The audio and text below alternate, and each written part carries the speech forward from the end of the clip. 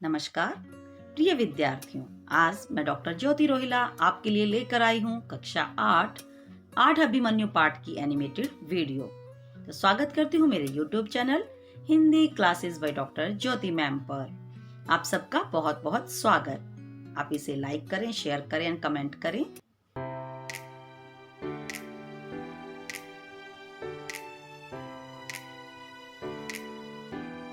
Please subscribe to my channel.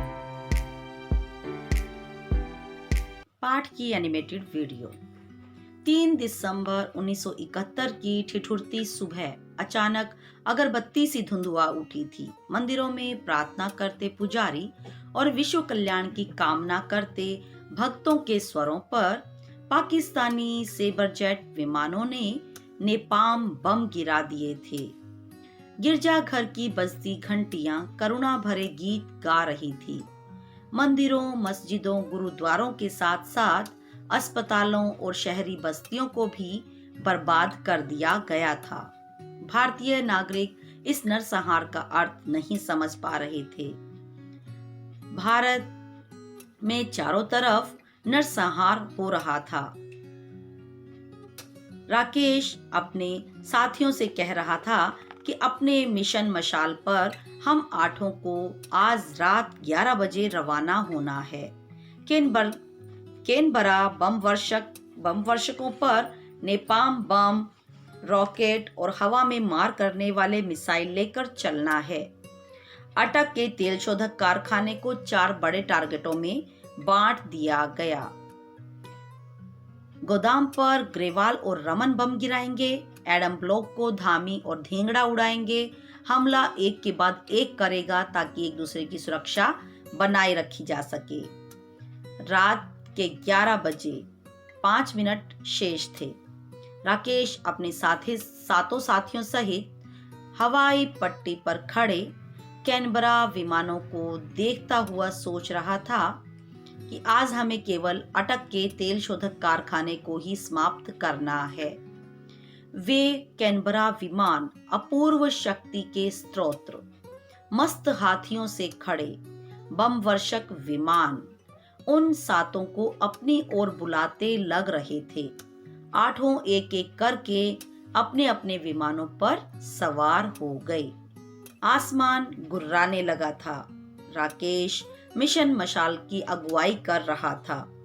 वह सातों साथियों सहित लक्ष्य की ओर लगातार बढ़ता जा रहा था।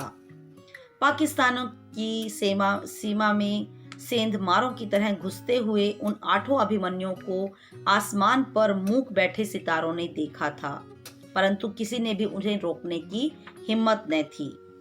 अटक इंटरकॉम पर आठों विमान चालक वहां पहुंचते ही पश्चिम की पहाड़ियों की ढलान पर लगी विमान भेदी तोपों के दर्शन कर रहे थे।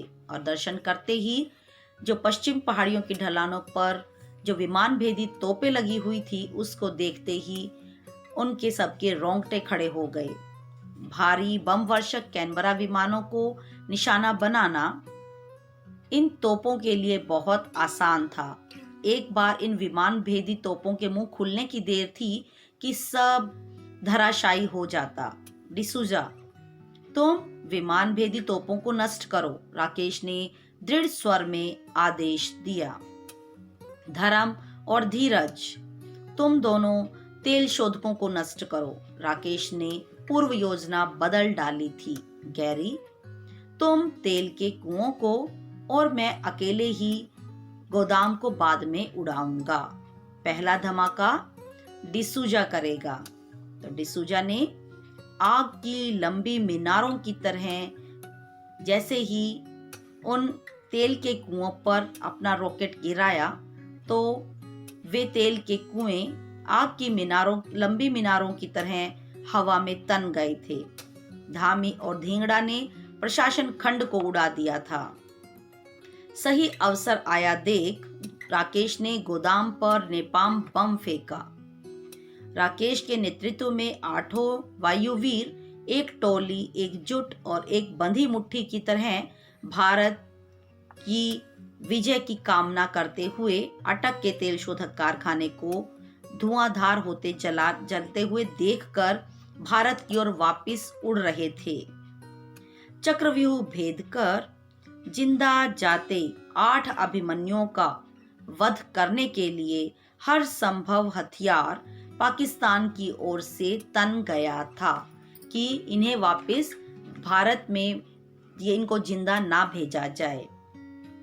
चक्रव्यूह से बाहर आए इन 8 अभिमन्युओं को अब 18 महारथियों ने घेर लिया था। पाकिस्तानी सेबर विमान पूरे गुस्से के साथ इन पर बाज की तरह झपट रहे थे। देश की सीमा निरंतर समीप आती जा रही थी, लेकिन इनके ऊपर मौत का साया नजर आ रहा था। पाकिस्तानी विमान इनके ऊपर लगातार आक्रमण करते जा रहे थे।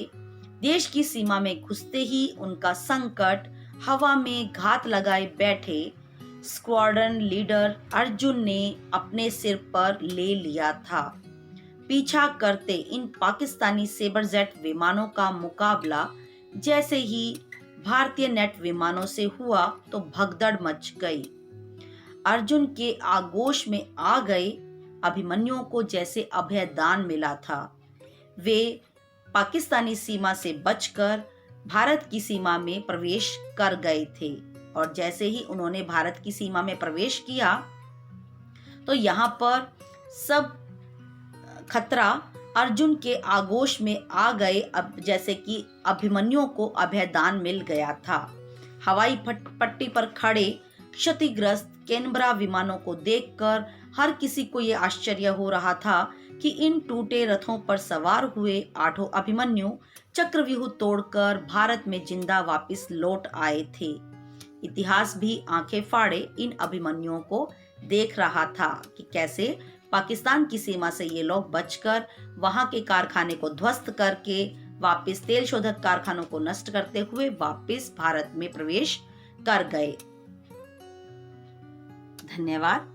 आशा करती हूँ आपको मेरी यह 8 अभिमन्यु पाठ की एनिमेटेड वीडियो पसंद आई होगी और इसके माध्यम से आप समझ सके होंगे कि किस प्रकार से जब पाकिस्तानी सेबर जेट विमानों ने 3 दिसंबर को भारत पर आक्रमण किया था तो उसका बदला लेने के लिए 8 अभिमन्युओं ने किस प्रकार से पाकिस्तान के तेल शोधक कारखाने को ध्वस्त करके असंभव कार्य को संभव कर दिखाया था।